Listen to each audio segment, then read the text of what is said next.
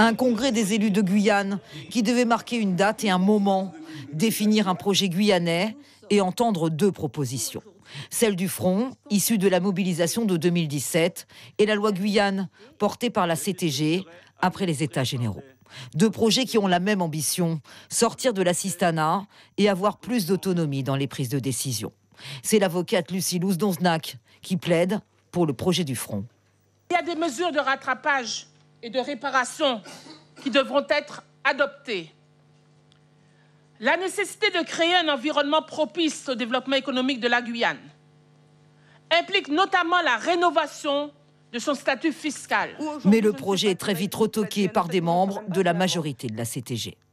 Je n'irai pas en tout cas voter quelque chose, ça c'est clair, net et précis, ou aujourd'hui je ne sais pas qui va être mis, qui va être guyanais, peut-être que je ne le serai même pas finalement, parce que si on remonte à combien de générations, je ne sais pas. Je ne sais pas quelle est votre définition finalement de la guyanité. Et ça fait partie des éléments qui sont dans un projet de société, qui sont vraiment une base de savoir finalement comment on définit notre société, qu'est-ce qu'on veut. Ce n'est que dans l'après-midi que le président de la CTG, Rodolphe Alexandre, présente la loi Guyane. Je proposerai de faire un courrier normé qui puisse saisir le président de la République et le chef du gouvernement sur la situation actuelle du territoire et qui positionne dans un premier temps, à mon avis, sur une évolution institutionnelle et d'une façon globale et générale sur une évolution statutaire. La journée s'est poursuivie par des avis et des contre-propositions des uns et des autres.